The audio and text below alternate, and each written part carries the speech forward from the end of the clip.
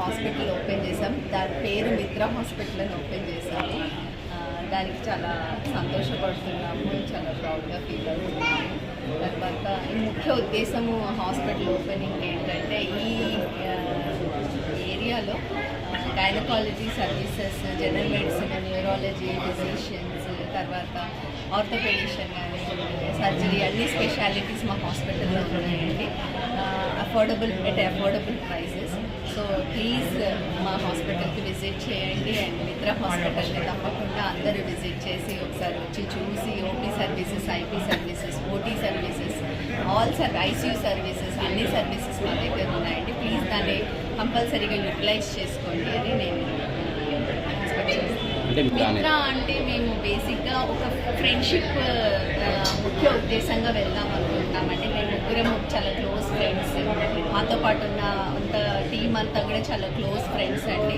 So అందుకని మిత్ర అనే ఉద్దేశం అంటే ఫ్రెండ్షిప్ అనే మెయిన్ ఉద్దేశం మీద మేము వెళ్తున్నామండి. ఈవెన్ మేము పేషెంట్తో కూడా అదే ఫ్రెండ్షిప్ అనే పాయింట్తోనే మేము వెళ్దామని అనుకుంటున్నామండి. మా హాస్పిటల్లో అంటే మీరు all services are available in this area అండి.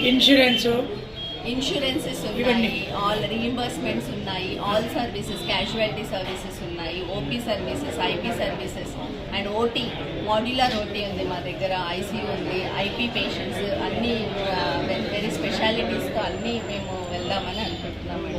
ఫర్ 24/7 ఓపెన్ చేయడానికి ప్రత్యేకంగా ఎమ్మెల్యే గారిని మేము ఆహ్వానించాము. ఎమ్మెల్యే గారికి చాలా థ్యాంక్స్ చెప్పుకుంటున్నాము ఈ సందర్భంగా.